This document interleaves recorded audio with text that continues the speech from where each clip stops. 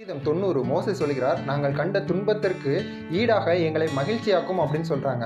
தேவன் என்னைக்குமே நம்மளுடைய ஜெபத்தை, நம்மளுடைய விருப்பங்களை நிறைவேற்ற அவர் சித்தமுள்ளவராக தான் இருக்கிறார். தேவன் ஏற்படுத்தினது தான் பாலும் தேனும் ஓடுகிற கானான் தேசம். அது நிறைவான தேசம். எப்படி எகிப்தில் அடிமைத்தனத்தில் இருந்தாங்களோ அங்கிருந்து ஒவ்வொரு காரியத்திலையும் விடுவித்து கூட்டிட்டு வந்தவர் தேவனாகிய கர்த்தர் தான்.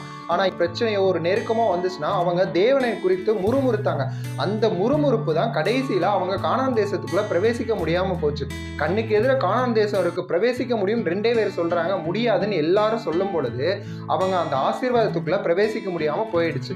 நம்மளுடைய வாழ்க்கையிலும் இதுதான். எவ்வளவோ போராட்டங்கள் வந்தாலும் எல்லாவற்றிலும் இருந்து தேவன் விடுவித்து கூட்டிட்டு வருகிறார். ஒரு நித்திய சுதந்திரம், ஒரு ஆசீர்வாதம் வரும்பொழுது நம்ம திரும்பவும் முறுமுறுத்தோம்னா அதை நம்ம இழந்து போகக்கூடிய நிலைமையில தான் நம்ம இருப்போம். நேற்று நம்மளை விடுவித்தவர் தான் இன்னைக்கும் விடுவிப்பாரு, நாளைக்கும் விடுவிப்பாரு. தேவன் மேல விசுவாசத்தோட இருங்க. கர்த்தர் நிச்சயமாகவே உங்கள் துன்பங்கள் எல்லாவற்றையும் மாற்றி போட்டு மன மகிழ்ச்சிக்குள்ளாக உங்களை வழி நடத்துவாராக. ஆமென்.